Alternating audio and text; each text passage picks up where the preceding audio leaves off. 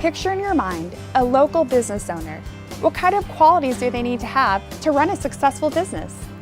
Well, they have to be a hard worker. They have to be able to plan and achieve goals. They have to be willing to put in long hours. And they're passionate about doing the best job they can. It turns out that the experience kids go through in 4-H and FFA programs is exactly like running a business. Raising farm animals helps kids learn valuable life skills and build strong character that will serve them their whole lives. Let's go chat with the swine program leader to hear firsthand what actually goes on in the barns. Jim, why is the swine program good for kids? Number one, it teaches students a lot of responsibility. As with any animal project, they have to care, feed, maintain that animal from start to finish. One of the nice things we like about the swine program is it is a little bit on the shorter side compared to a steer project, which happens to be several months longer. And what would you like people to understand about the swine program? We try and sit down with all of our students and have them create a budget and do a little bit of planning about their project beforehand. And then once their project starts, swine is an animal that's very easy to manage when it comes to feed. They're very calculated. We tie a lot of math back into these projects with calculating the average daily gain and how many pounds of feed are we feeding to achieve a pound of gain of the animal body weight. It's a unique animal to kind of raise because there's no halters. So we don't get to put a halter on that particular animal. You have to teach them with some different techniques to get them to move and do exactly what you want. So for those kids that maybe aren't physically as strong, presents a different project that allows them to still attain those goals that we're looking for through the animal projects. What actually happens during the fair in the barns?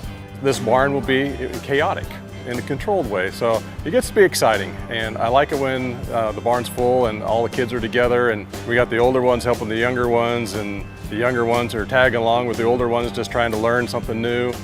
So you've heard a bit about the swine program as a whole, but how do the volunteers who lead individual clubs feel about the program? You're about to see. Brandy, why do you volunteer to do this?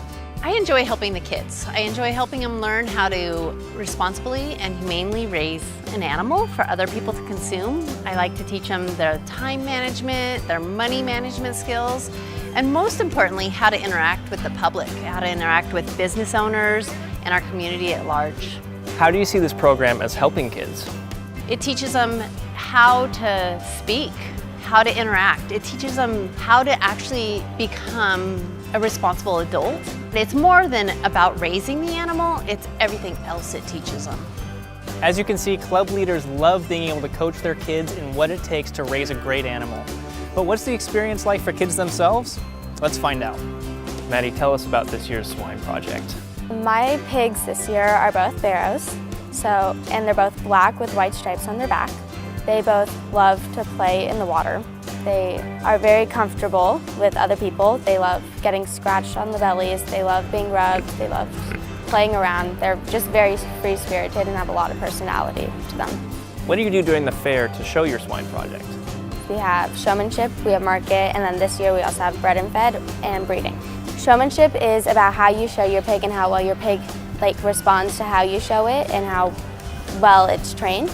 Market is about the muscle, the body, and how well your pig looks. And then bred and fed is for swines who are just from this county, so local pigs that you bring and you can show without the bigger competition from out-of-state pigs. What is the most difficult and the most important part about showing your swine project? I think walking is probably the hardest part. So because you don't have a halter like for a lamb or a steer, you have to train them by walking from walk to walk by a whip. So you have to teach them where to go and where to turn. And I think that's the most important part because in showmanship, that's how you get placed, is how well your pig walks and how well you do it. So I think that might be the hardest part for me. Well, there you have it. Great people and volunteers help to make great kids that become our employees and leaders in the future.